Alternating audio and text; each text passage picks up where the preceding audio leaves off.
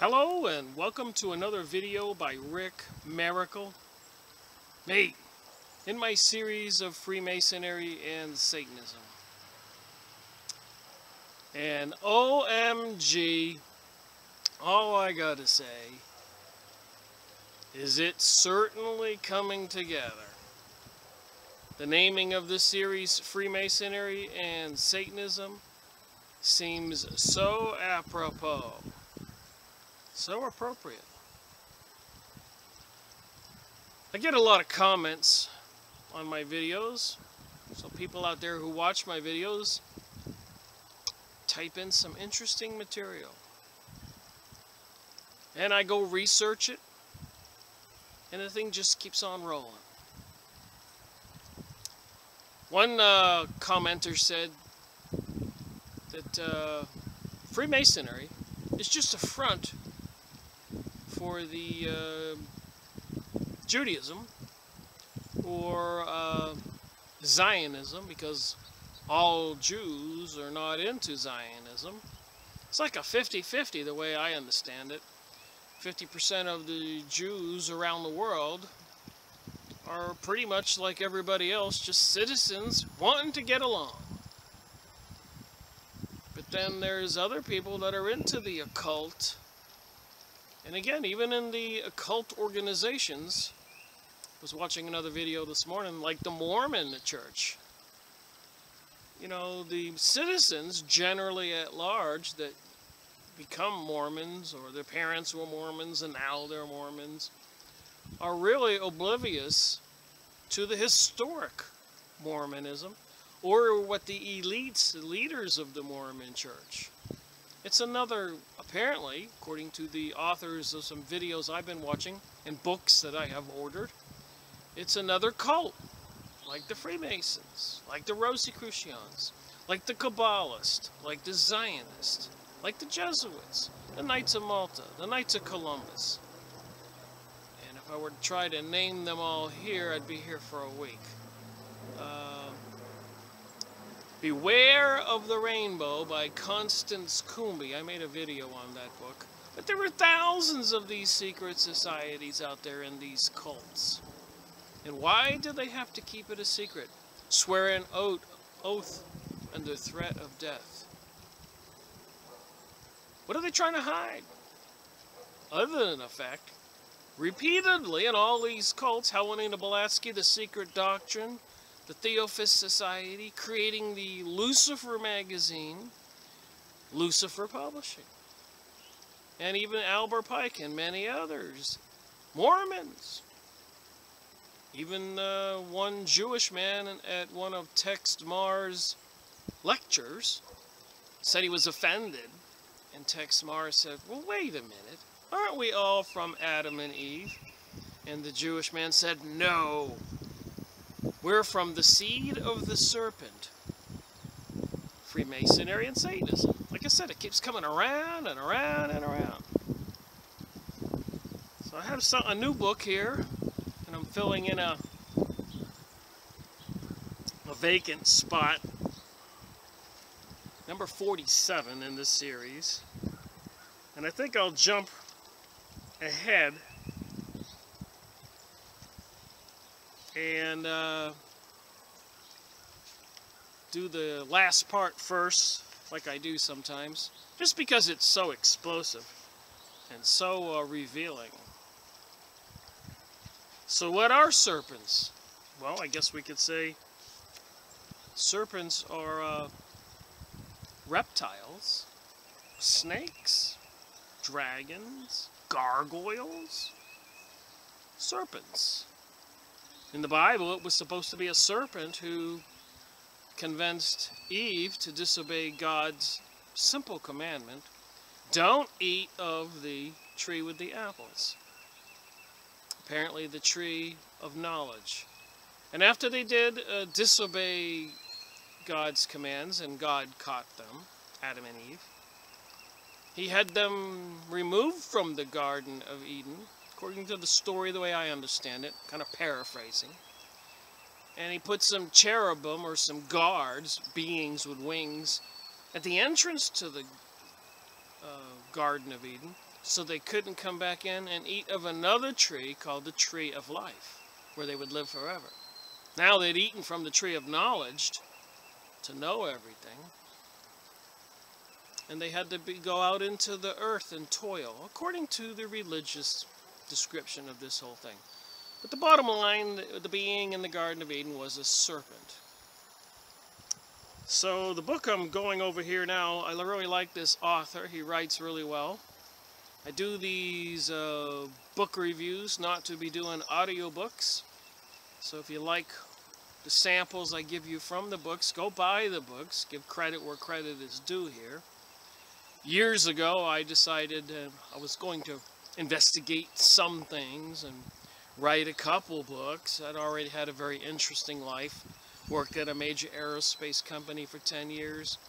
Had been a sailor, businessman, and a researcher, reading sci-fi, anti-gravity devices, computer expert, all kinds of things.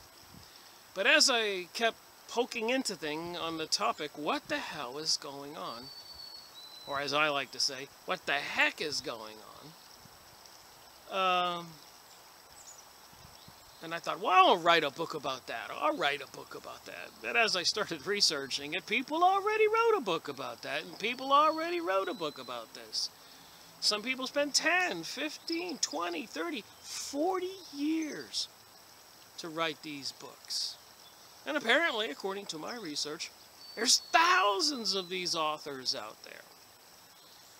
So I thought the best contribution I could bring would be for me to go dig these books up by these authors who spent many years, professors, journalists, scientists, whistleblowers, insiders, even from the Illuminati in the elitist families, and then continue to increase my bank of knowledge in my head so I could speak fluidly on the topics, but to share it so that people wouldn't have to spend all these years trying to get where I was. I wanted to give people the shortcut. So with that said, Bloodline of the Gods. Look at the picture. That says a lot. Looks like we have some kind of alien, a gray or with scaly skin like a reptilian, and a human head. And unravel the mystery of the human blood type to reveal the aliens among us. So apparently there's this RH negative. I'm O positive and other people are positive this A or whatever, B. But apparently some people are RH negative.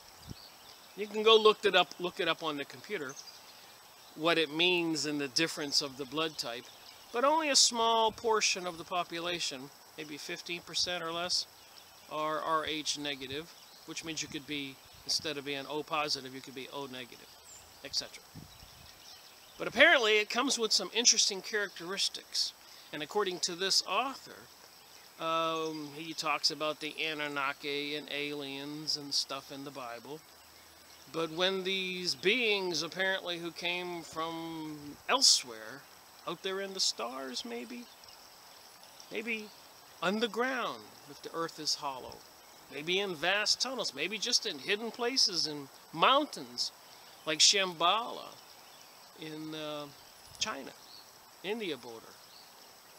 Or that book I went over, the Basiji Mountains, Transylvania Sunrise, Peter Moon and Rumo, where they discovered a huge laboratory complex, ancient, in the Romanian mountains, Basiji Mountains in Romania. And in the chair, if you were to sit in the chair, it would be about up to here. Forget the table. You'd have to get a ladder to go look at the table. When you got up there, you could wave your hand on this electronic equipment. It would give you holographic images telling you about the history of them or mankind. So the book review I made off after I read the book, detailed. Bloodlines of the Gods. So the gist of it is, apparently, this guy goes over the welcome to the world of the Anunnaki. But I just want to read from some of it that I found rather fascinating and might be connected to some of the things going on today. So I'll start out on page 175, Reptiles from the Stars. So now you see why I had that whole opening about reptiles and snakes and serpents. And maybe there's a group of people, and I'm beginning to get a couple aha moments about some things I was curious about in my mind. But let me read, and I think some of those issues may become revealed. More and more people, predominantly women, began to report alien abduction encounters of a kind very different to those involving the gray aliens. This would be in the 1980s. This might be considered to be the closest real-life equivalent of a scaly beast in the 1954 movie Creature from the Black Lagoon. So, are there some live creatures like David Icke talks about? Reptilians, changelings, shapeshifters? And is there among us on Earth now a group of beings, hybrids, in cahoots with maybe other humans who have turned towards the dark side? And they've been here all along. And are they worried about being exposed? Will this be pushing forward the New Age, New World Order, microchipping everybody? Will they need to bring about some huge calamity, a plague, storms, terror attack, nuclear war, economic collapse, and so much more threats that have been in the alternate media and in the mainstream media? So here we have something here. So these dinosaur-like beings, and UFO researchers and conspiracy theorists alike. So the new catchword is reptilians. There is a near unanimous belief that there is absolutely nothing positive at all about the reptilians. So a lot of people go, well, there's got to be good aliens and bad aliens, and I guess the bottom line is nobody can find anything good about the reptilians. Typically, these reptilian creatures are reported to be about 6 to 7 feet tall, upright, with lizard-like scales, greenish to brownish in color, with claw-like, 4-fingered, webbed hands. Their faces are said to be a cross between a human and a snake, with a central ridge coming down from the top of the head to the snout. Adding to their serpent-like appearance are their eyes, which have vertical slits in their pupils and golden irises. I'd like to run into one of them. Well, apparently there are many people who have run into these creatures. Lizard men and genetics. Next highlighted topic here. The reptilians are shape-shifting extraterrestrial monsters that have lived among us since time immemorial. As a result of their abilities to take on human form, they have completely infiltrated society, governments, and the military and intelligence agencies. None other than the British royal family and countless famous figures of Hollywood and the music industry are terrible reptilians masquerading as humans. So we are told. They are true secret rulers of our world, manipulating as they coldly see fit. They are also the human-like Anunnaki, albeit in a different form, due to their ability to shapeshift, not unlike the classic werewolf of medieval lore. So would this explain some things like Dracula werewolves, vampires, Dracula, and other creatures, Frankenstein monster. Interestingly enough, the Frankenstein story, myth, comes from Geneva, where they have the collider on the border of Sweden and France, and also the long-time homeland or home base of the Illuminati, and also some other strange things going on in Switzerland, as we all know. You know, the people that remain neutral during the wars, the banking homeland. Apparently now, it's a pretty closed down system. You wouldn't want to be in Switzerland and go out in your backyard and do a video like this, especially about conspiracy theories, involvement of the Zionist Jewish people, or anything else for that matter.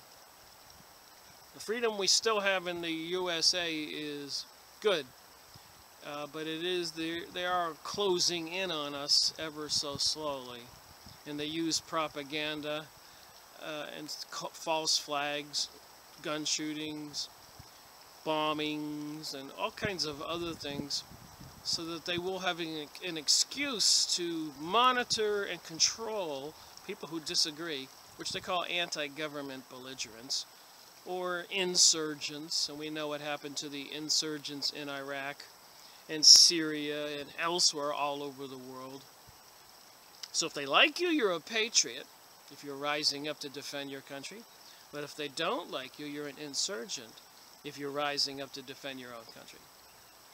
And if you speak up and say things that don't agree with the government machine propaganda, the Zionist and other elitist-owned newspapers, who want you to believe what's in those newspapers, and they'll call you an anti-government belligerent, and also trying to incite revolutionary and overthrowing the government tactics. They might make a criminal out of you, notwithstanding the fact so many others have been murdered. The largest one known, of course, is President John Kennedy, when he gave that famous speech that it is secret societies are repugnant to the way of life in the United States of America, to freedom, and that he was going to expose it all. And where does he die next? At Delaney Plaza, the Freemasonic Plaza? Again, the dots connect. But let's get back to the reptilians. There is a huge body of data and testimony that make it clear the reptilians have a connection to the alien abduction phenomenon of today and to the Anunnaki of a distant past. So I've been thinking very hard with my brain. I have quite a collection of UFO alien books. And we did recently go over to the book, The Report from Iron Mountain, which clearly said that the alien UFO threat would be a good tool to use as propaganda to create fear in all the citizens in the United States and Europe and the world, so that these elitists could continue to maintain control. So I'm reserving my judgment here. I know that people have been abducted by gray aliens. I believe that. I believe that there are reptilian creatures that exist. This stuff's biblical. I believe there were such a thing as giants, like in Romania in the Busiji Mountains, that high-tech equipment, because giants are mentioned in the Bible.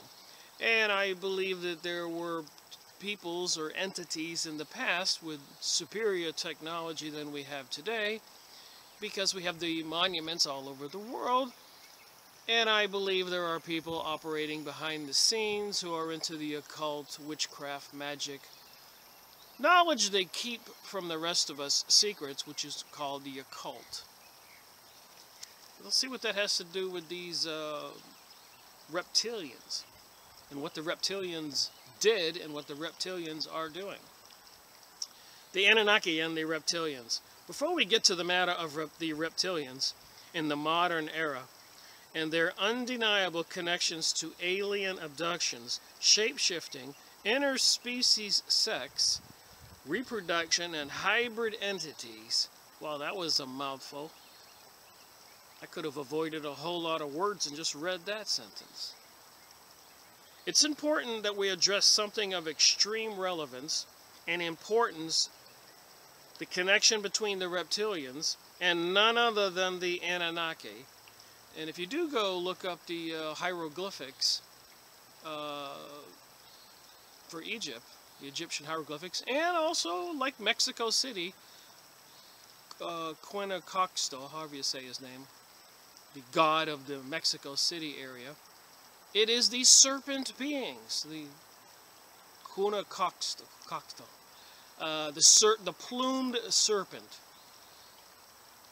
And of course the serpent beings on the hieroglyphics in Egypt and the whole Middle East and the downtown here in my city. We got gargoyles or dragons with wings on the ancient old buildings way up on the top. You've seen them in movies like Ghostbusters and stuff like that. So they're everywhere. So it just brings to mind to me that these creatures must exist and might explain a lot.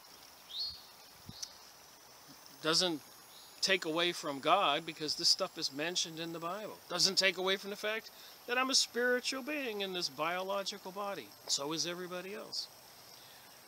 But you got to wonder, you know, some people have positive, good spirits, and some people have malevolent spirits. Some people are possessed. We'll be getting into these topics as I continue to move along in 2017, reading books and making videos. So people can ponder and think like I do and say, what the heck is going on? Alright, and the astounding possibility that they just might be one and the same. So this author is saying that's plausible. We're all hearing about Planet X, Nibiru, Nemesis, or if you've been paying attention, you've heard of that. There are still many people out there that are oblivious to everything I talk about. That's why I make videos. So people can find the shortcut. Somebody commented to me recently on one of my videos and said, your videos were just what we were looking for. And I thank you for that comment. Okay, Quetzalcoatl, probably pronouncing that wrong. That's the god out there in Mexico City, in the ancient Mexico City, who may well have been Anunnaki lineage. So this would be over the Mesoamericas, the people of Honduras, El Salvador, Belize, Costa Rica, Mexico, Guatemala. They have these on the ancient monuments, this serpent-plumed being. And I've seen totem poles and all that. Apparently the American Indians had also such beings. We all know the dragon is a big sign for China. So, and then of course some of the Hindu godlike entities do look quite interesting and strange to me. Beings with multiple arms, or the Buddha with the elephant-like body and all that.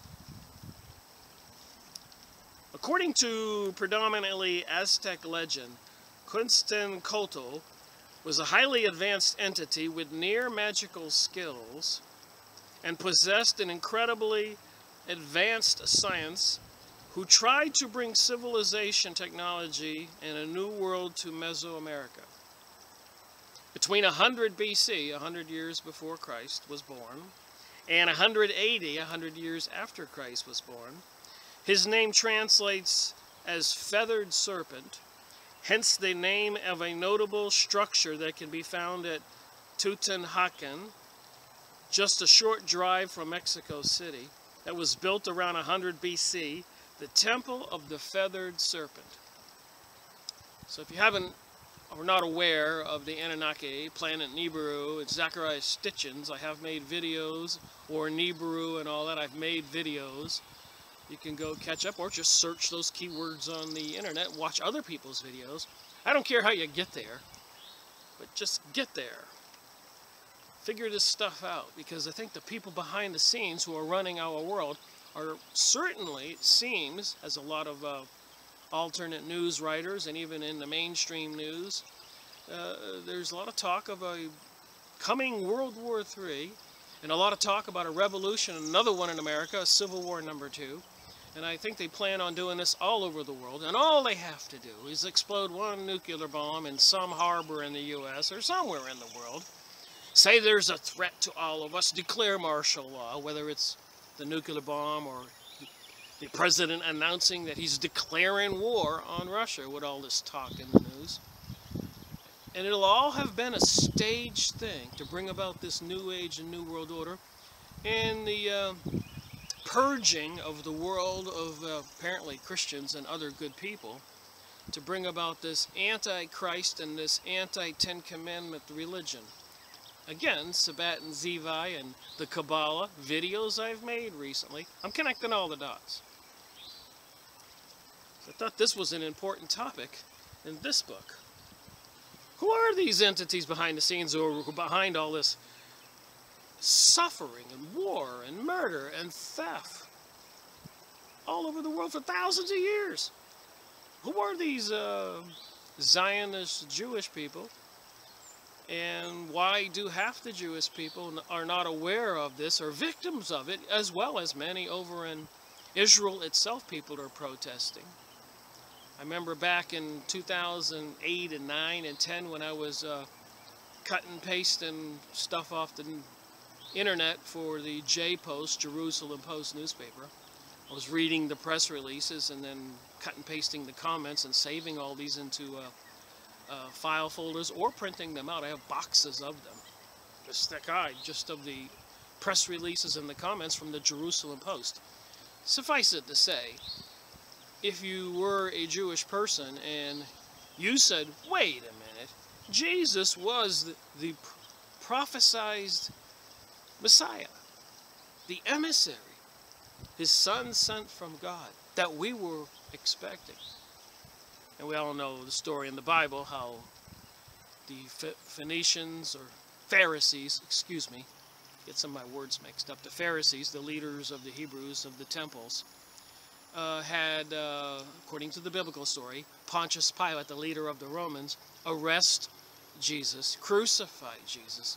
So Jesus apparently claimed to be the Messiah, talked about his Father in heaven, where there were many mansions, and he did healings and all kinds of other teachings. So the Jews back then, is what I'm trying to say, almost 4,000 years ago, 2,000 years ago, 2017 to be exact, because that's what our calendar is based on. So when people tell me it's all a myth, I go look at the calendar, and the calendar's not a myth, it's hanging on my wall. So 2017 years ago, they rejected the Messiah that came, who could do all these miraculous things. And then in 1666, in a recent video I did, this other Hebrew or Jewish person, probably not Jewish, probably Ashkenazi from Khazar, he proclaimed himself Messiah, but with the opposite of the Ten Commandments and all the opposite of God. In other words, he was saying that Satan and Lucifer were good, and Jesus was actually, and God are actually the evil ones. So it depends on which camp you're in. Obviously, the people with Jesus and God are saying to the people who are worshiping Satan, the devil, to stop that and let's all get along and treat each other how we want to be treated. But the evil people are saying, heck no, we want to kill and steal and pedophilia with children and cover what other people have and be the aristocrats of the world. Because our God says we're the chosen ones. Just start saying, you start playing around with this with your head, you go, man, I'm getting a headache studying this stuff. That comes with the territory. So Quetzalcoatl over there in Mexico City and all these other countries in Central America, South America, even North America, had these serpent-like beings. That's a lot of evidence, you think? As far back as 900 BC, 900 before Jesus, Mesoamericans were worshiping other serpentine deities, and particularly so in Tabasco, Mexico.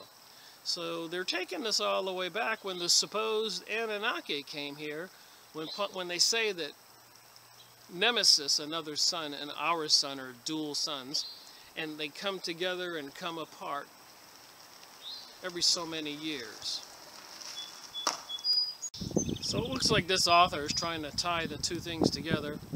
This Nemesis star system and our sun, and this other star system has some planets with it. Apparently one of them is Nibiru.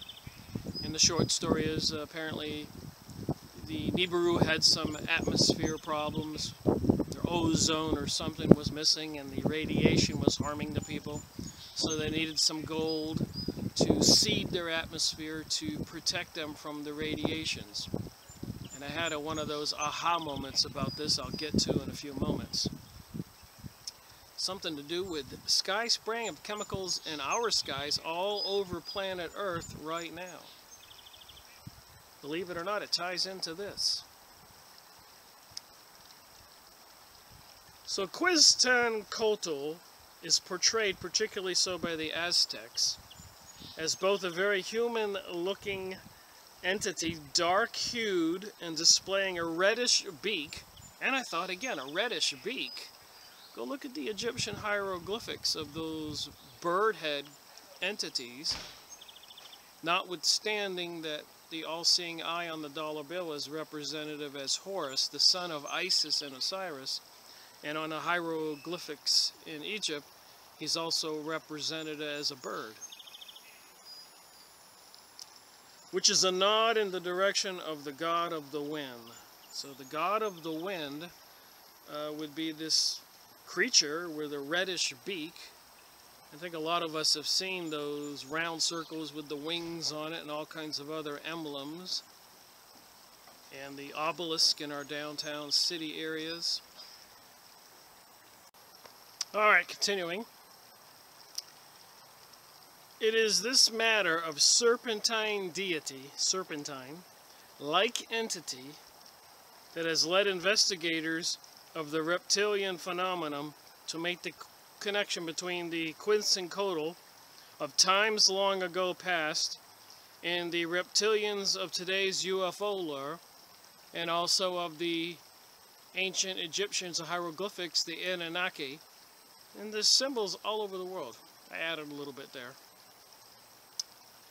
So it says here they are very human-looking entities, dark hue and displaying a reddish beak, I said that, which is a nod in the direction of the god of wind, and as a serpentine feathered creature that displays bright and eye-catching plumage, hence the meaning of his name.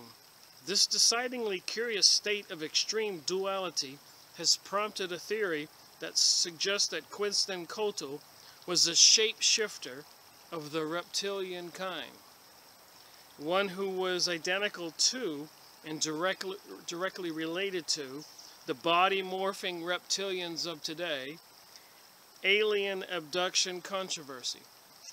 So there's a lot of people in these UFO and alien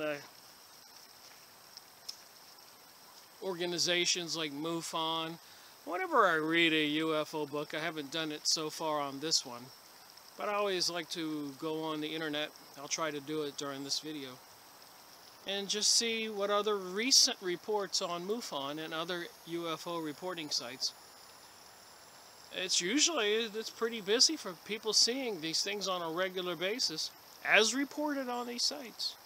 It's not me. You can go look it up. Just key in on your computer, alien UFO reporting sites. So here's this Quetzalcoatl, I'm probably saying that wrong, entity-looking creature, serpent-like with the plumage in this book. I'm not reading much from this book, but there is something interesting here I wanted to share. I'm getting to it. Whereas the legends of the Anunnaki suggest their presence on Earth dates back hundreds of thousands of years. So obviously by the monuments all over the planet, there was people with the greater technologies than we have today.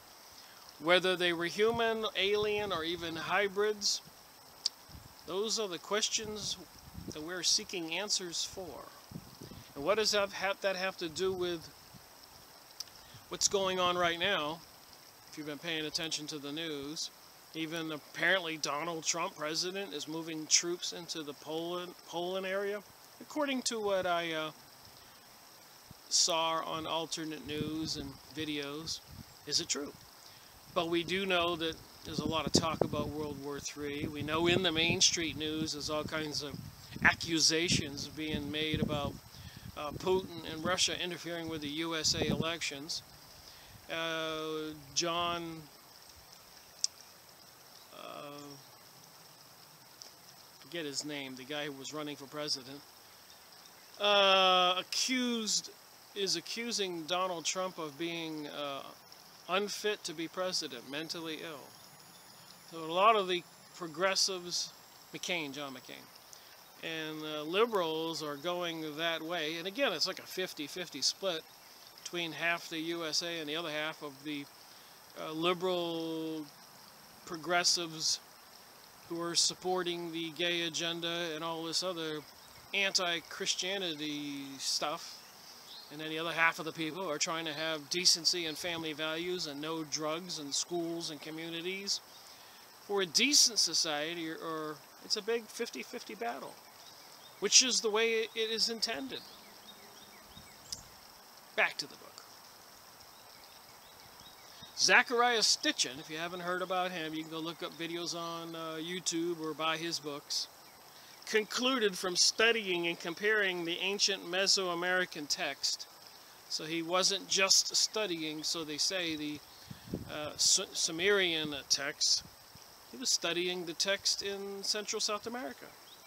And those of the Sumerians, that Quetzalcoatl was none other than the offspring of Enki. So apparently these Anunnaki entities, aliens, beings, were having sex with human women and creating hybrids, which were called demigods. And again, somebody sent me a comment today, just a moment ago while I took a break.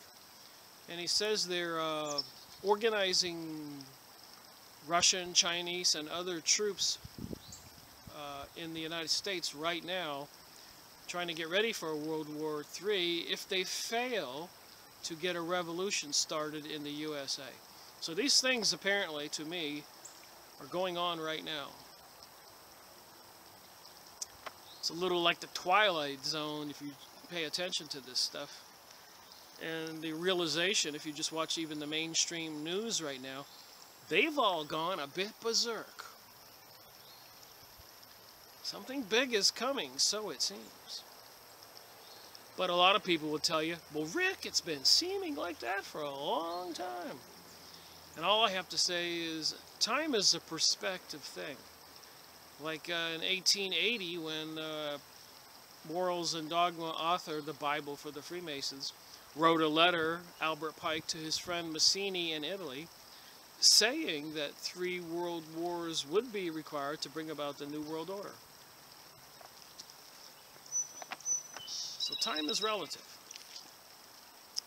So anyways, they're saying that Quetzalcoatl might be an offspring of Enki, who was one of the original central players of the genetic manipulation of the infant human race by the Anunnaki. That the Anunnaki reputedly had the ability to live for hundreds of thousands of years means it's not at all impossible that, as Enki's son Quetzalcoatl, who felt that the human race should be treated fairly, was not used as a slave-based society. And if you watched my recent video on the report from Iron Mountain, they want to reinitiate or bring back a slave-based society. So they're not worried about the benefit and the well-being of we the people. They're worried about the benefit and the well-being for themselves.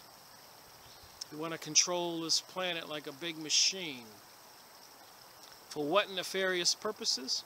They do need humans, I seem to understand, for workers, for entertainment, for warriors, police, and food and sex, apparently. They get satisfaction by torturing we people, physically and mentally, so it seems. So they lived throughout the entirety of incredible and turbulent times. The decision to travel to the earth and reap its gold, the creation of a new human species, the mighty flood that decimated the earth, and the return to a vast majority of the Anunnaki to their home planet in Nibiru. Researchers such as Zacharias Stitchin have suggested that the Anunnaki left the earth more than 4,000 years ago, which is long before Quetzalcoatl was on the scene in Mesoamerica. Or did the Anunnaki, or at least some of them, choose to stay on the earth after the Great Flood, provoked by a massive worldwide floods and localized atomic conflict? So if you haven't read Zachariah Stitchin's books or watched my video or other people's video for the story, it might behoove you to go check it out. It's an interesting story. Alright, moving on. Perhaps even the smaller remaining colony provoked a radical change in their relationship to and the interaction with the human race. It may well have been to the extent that the once all-powerful Anunnaki, perceived and worshipped for so very long as gods, took a back seat, retreating into the shadows, and adopted a far more covert and stealthy approach to future genetic alteration and upgrading of the human species. Certainly that would accord exactly with today's world of alien abductions. This book went into a lot of detail about the many abductions and men and women taken to underground facilities, UFO aircraft,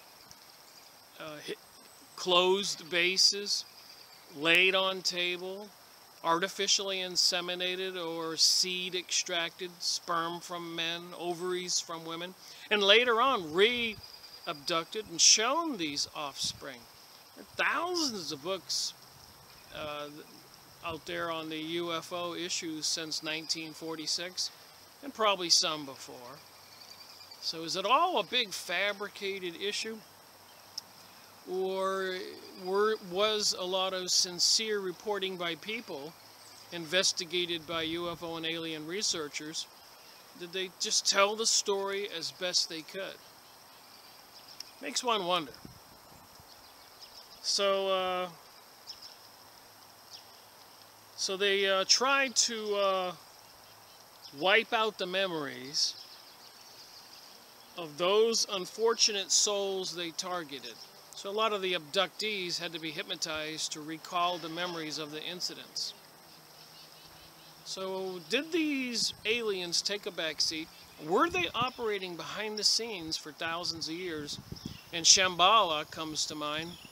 Hyperborea up in the Norway North Pole area.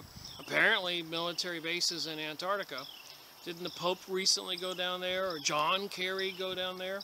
There seems to be some mysterious happenings in Antarctica. Is the Earth a hollow Earth? Or is it a gigantic flat plane with a domed enclosure over what we know as the world? And on this flat plane, are there many other domed areas and underground tunnels connecting them? Just a simple theory I came up with. I know that the Apollo moonshots all seem to have fake, fabricated, hoaxes. Why? What reason would they do all that? Trying to change the paradigm, trying to discredit Jesus, trying to eliminate Christianity, trying to evacuate or evict or destroy all the Arabs in the Middle East. Why do they have plans for a greater Israel? Go look it up on Yahoo image site. A lot of whys. Why are they trying to bring about a new age and a new world order? Why are they sky spraying chemicals in the sky? Why have they designed these HARP transmitters, microwave transmitters, sonic transmitters that can pound the ground, bounce signals off of the ionosphere, bring about earthquakes, maybe activate volcanoes. Moving on here in the book. If a sizable number of the Anunnaki did remain on the earth, just perhaps one of them was Quetzalcoatl. I'm sure I'm saying his name wrong. And maybe he elected to try to help the survivors of the planetary disaster rebuild and reinvent themselves and introduce new technologies and concepts, especially in Mesoamerica. Just reading my highlighted portions here. Almost done with this chapter, and then I'll end this video. I think I'll make some more. It was some more videos out of this book. But go buy the book. That's why I do this. I think Nick Redfern wrote some other books. Seems like a sincere investigator and coming up with some credible ideas. What are we to believe, really? Alright, reptilians are not a politically correct species. The next highlighted chapter or paragraph. Without a doubt, the most vocal person when it comes to the matter of human relation with reptilians, human-reptilian interaction, is Pamela Stonebrook, a jazz singer known as the Intergalactic Diva, and whose music CD Experiencer was based on her numerous encounters with the gray, scaly creatures. Stuff you learn when you read these books. Bloodlines of the Gods. Remember, this is Freemasonry and Satanism. I'm trying to find out what the heck is going on in the world. And I thought this was a very interesting book to read. Stonebrook isn't particularly unique for having claimed to have had sex with lizard aliens. Imagine me when I read that. Reptilians are not politically correct species in the UFO community, and to admit of having sex with one, much less enjoying it, is beyond the pale as far as the most conservative members of the community are concerned. Crazy? You ought to look up some David Icke videos on reptilians and other material. Apparently, they say that the royal family, the queen and all those people are reptilians. There was one video on YouTube. Some tourists saw some guy coming out of the castle window. Looks like he had tied bed sheets together. Anyways, it was 3 stories up or something like that. And halfway from his trying to get down, the sheets broke and he plummeted. And everybody was laughing at the video, but I thought to myself, man, he probably plummeted to his death and he was naked.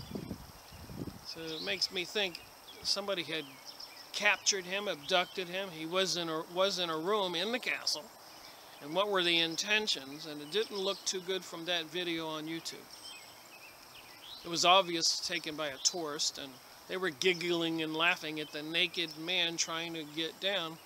But if you think about it, when the sheets broke, he probably plummeted to his death. There's all kinds of evidence out there. We all know about Pizzagate and the craziness over there in London and England, the pedophilia, child trafficking stuff in the news right now. And apparently in the United States, it's becoming major news with the new President Donald Trump presidency. What is going on? What do these creatures want? Are they real? All right, moving on. I am the first to admit this is a vastly complex subject, a kind of a hall of mirrors, where dimensional realities are consistently shifting and changing. Certainly, the reptilians use sex to control people in various ways. They have the ability to shapeshift and to control the mind of the experiencer, as well as to give tremendous pleasure to their mental powers. All right, moving on here. I feel I have a deep respect for the reptilian entity with whom I interacted, and a profound connection with this being, That's what this Stonebrook, Pamela Stonebrook, said. I'm only reading my highlighted portions. Sometimes I get a little discombobulated here, lose my place. Alright, Nibiru, when Nibiru made its catastrophic passing close to Earth, so Nick Redfern is assuming that stuff is true. In a past life regression, so they even admit there are past life regressions.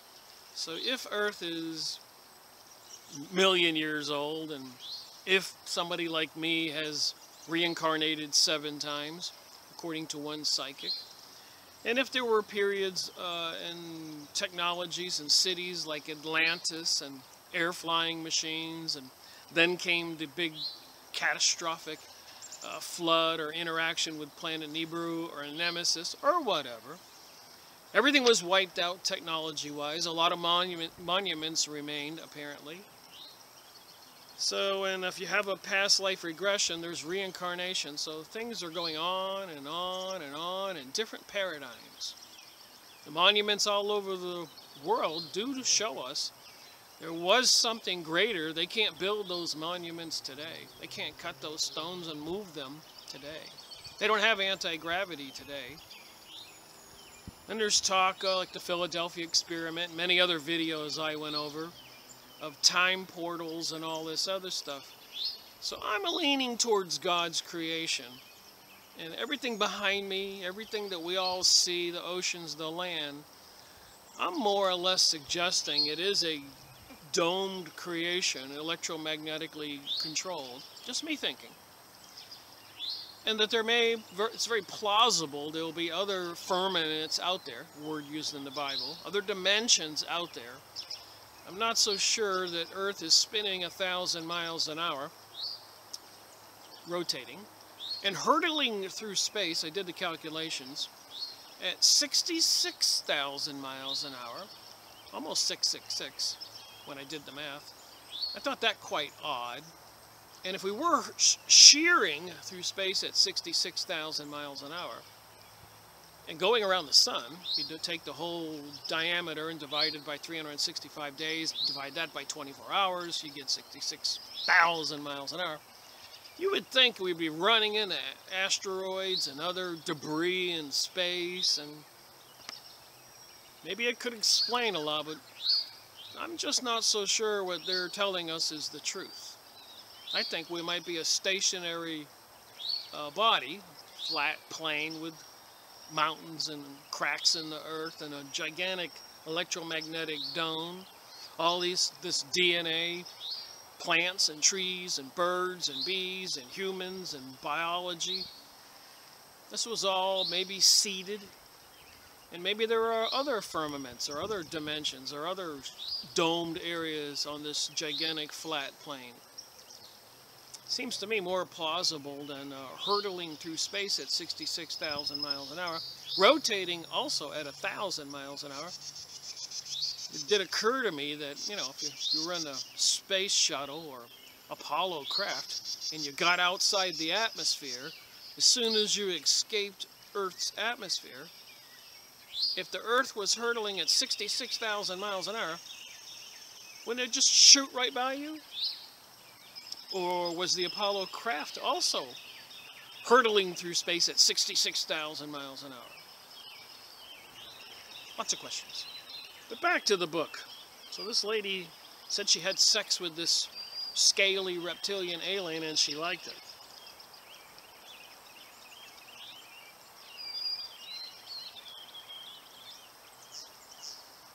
Alright, where was I here? In a past life regression I did recently, so this author had a past life regression. I went to a very remote period in Earth's history. I guess Pamela Stonebrook is saying this. Perhaps hundreds of thousands of years ago, and saw myself as one of the brotherhood of the reptilian warriors facing a catastrophic event in which we perished together. It was possibly nuclear in nature, since I saw a red cloud and felt tremendous heat. So in Zachariah Stitchin's material, the Anunnaki, who had settled on Earth to mine the gold to take back to their planet to save their atmosphere, eventually got into huge arguments and wars and fighting and led off a nuclear war all over the planet. All right, one more. I have 2 more pages. Master and Servant. Liz is a 38-year-old school teacher living in Anaheim, California. Since the age of 19, Liz had had experiences that can only be described as ranging from fear-inducing to the mind-blowing. So here I am researching. I research everything. And I read this kind of stuff. What are we to believe? Moving on. Like so many abductees, and whether at the hands of the Greys, aliens, or the reptilian aliens, one story in this book tells of one person being abducted, and the Greys seem more robotic, and they were prepping the girl, and then when they were done, a giant reptilian creature walked in, and they were all dismissed. So apparently the reptilians are the ones in charge. FYI. So in no less than 17 occasions upon which Liz was taken from her home, she has only the very haziest of memory of how she was taken on board what she was absolutely sure was an alien spacecraft.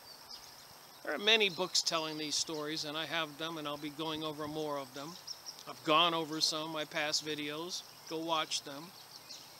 I'm going to read a lot before I render my decision. Also, on every occasion, those engaged in the abduction were the Greys. It quickly became clear to Liz, however, that the Greys were little more than the equivalent of worker bees, dutifully and unquestionably following the orders of their overlords, the reptilians. She would see at least 2 creatures like large lizards, said Liz, apparently overseeing the procedures that the Greys were performing in almost robotic, programmed fashion. So the things I just said, I pre-read all this material. Those procedures, slowly of a gynecological nature, were always fearful, painful, distressing, and nightmare-inducing for weeks later. On 11 out of these 17 occasions, says Liz, she awoke on a large table to find herself being penetrated by a huge male reptilian humanoid. She is of the opinion that the creature held some form of significant sway over her mind because she did not find the experience at all terrifying. Like Pamela Stonebrook, Liz experienced powerful orgasms and thoroughly enjoyed the acts, which in her own words she described as being of a master and servant nature, and to the extent that, not unlike a junkie in need of the next better fix, Liz found herself craving reptilian sex again and again. Oh my. Whereas Liz feels today that the gynecological procedures were specifically undertaken to secure DNA and eggs from her body and were part of a larger overall important agenda focused on human-alien reproduction. Oh my. She was equally certain that the reptilians had sex with her for one very simple reason, and one alone. They wanted to because they enjoyed it. Gosh, we got some horny reptilians out there, maybe? One final thing. Liz's blood type is O negative. So in this book, Nick Redfern cites many examples of some common denominators of these people with this Rh negative blood, encompassing 15 or less % of the population. And it seems to tie in with certain peoples of certain territories who were unique in nature. And one thing popped up, and I'll share it with you here when we get to it on this next page. Terra in the land of enchantment. At the other end of the scale is the case of the Anunnaki. Anika. Sorry. A now married woman from Taos, New Mexico. I've been to Taos when I went out to Santa Fe. I checked out everything. Went to Roswell. Then the secret nuclear facility there. I went there. What was the name of that? I took pictures. I had a radiation meter on my car seat, and it was red hot the whole time I drove into that military nuclear facility base near Taos, New Mexico, north of Santa Fe, near Dulce, the underground alien base. I drove out. I stayed out there for about 6 months. I think 2012. Okay, so this Anika, whose sexual liaisons with the reptilians were filled with stone-cold terror. Now 43, Anika had just 2 encounters with the green and scaly reptilian, both near the New Mexican town of Dulce, which has a long history of UFO sightings, cattle mutilations, and even claims of a vast alien installation buried deep inside Archuleta Mesa, said it wrong, Archuleta, which dominates the Dulce landscape. On both occasions, Anita experienced a typical alien abduction scenario that began with first seeing a strange light hanging low in the sky. So this is a common denominator when people get abducted or have interaction with aliens. They'll see up ahead or in their rear view mirror this bright light coming closer and descending upon them. A lot of times the electromagnetics of their vehicles will just shut off. So here she was. So this was followed by a close-up encounter with a large saucer-shaped object, and then a sense of feeling drugged, and the car coming to a grinding halt, and her transfer to what she assumed was the interior of the same object, where she found herself tied to a cold metallic table, where she, like Liz, was subjected to a gynecologic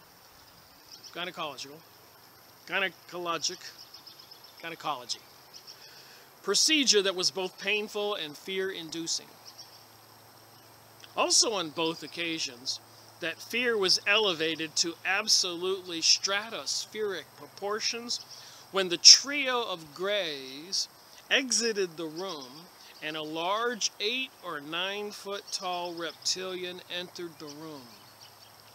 Anika says that the entity, I'm only reading my highlighted portions, was dressed in a robe that displayed multiple small images in what she termed a snake with wings. I've seen those symbols. So is there this galactic federation? Are there these council of the stars? Are there these creatures? Do they have these logos with a snake with wings? And in a lot of the occult books I've seen that. The snake, the serpent, as we started with this chapter, is everywhere. Mexico. The hieroglyphics in Egypt. On the pharaoh's forehead. The dragons in China, the American Indians, the Hopis, all over the world were these reptilians seemingly being worshipped. What the heck is going on? So want to hear more about this encounter this Nikita had? So this 8 to 9 foot reptilian came into the room after she was prepped by the little gray aliens.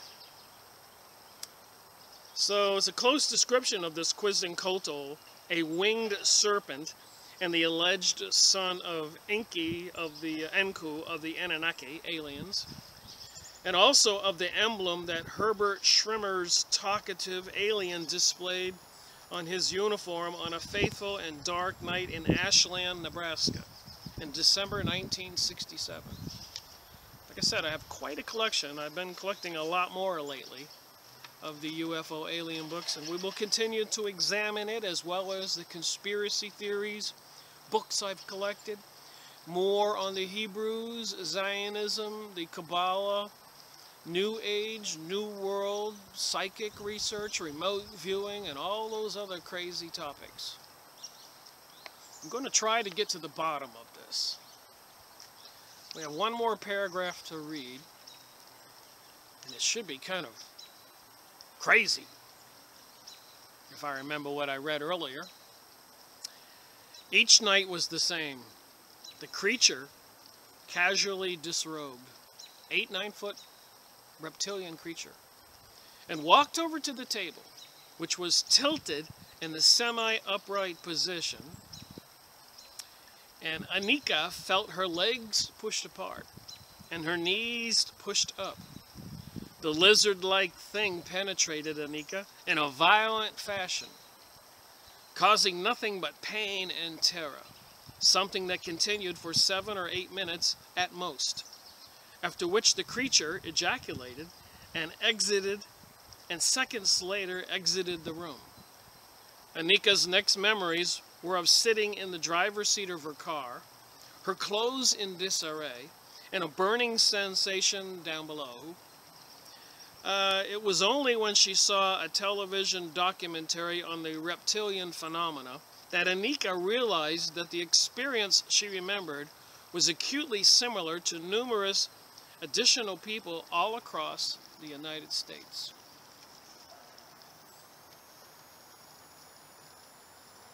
So why does the meditation room of the United Nations have occult symbolism? Why do we have all these weird movies and TV programs and suggesting there are other civilizations in the stars out there and coming to Earth? Are they trying to prepare us for something? Is it a huge hoax? Is reality quite different? Are we supposed to believe this kind of reality? And what about these RH negative people? Has anybody done a study to find out if the RH negatives predominantly exist maybe in the groups of people on the planet who think that they're better than the rest of us, higher IQ? And I did read in this book, must be on the next page or something. Let's see where I left off here. I'll just tell you what I read. Now, maybe in the next video, read it again. But apparently, the common denominator with these RN and negative blood types, instead of O positive like me, is that these creatures have a serious problem with the sun. They can't take it.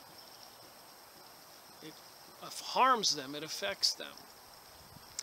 So I'm thinking, wait a minute, if these people are coming back, Nibiru, Anunnaki, or they're planning on this new paradigm, new world order, new age, coming out of the closet, so to speak, like it said in this book, they went underground years ago, and now they're coming out, and they've been abducting people for the last 100 years, and apparently creating more hybrids. Could these RH negative people, as it says in this book, could it be that they're sky spraying chemicals in the sky because these creatures can't take the sun's rays? Like on planet Nibiru, the Anunnaki had problems with their sky, and they had to come to Earth and get the gold and make it into fine particles and spread it around in their atmosphere to protect them. It just occurred to me when I read the next chapter, and they said that these RH negative people have a serious dilemma. They can't go out into the sun. And then I'm thinking, well, wait a minute, if they're taking over everything and they wanted to be out there, would they do something to try to shade the sun? Are they geoengineering our atmosphere? Are they changing planet Earth? I know, lots of questions. And if I keep reading these books and keep having conversations, maybe I'll figure something out, and people watch my videos might help figure it out. There is a comment section below, and I do appreciate the comments from people. A lot of it's helpful. I go and research that material. So thank you for watching my video. Rick Miracle reporting.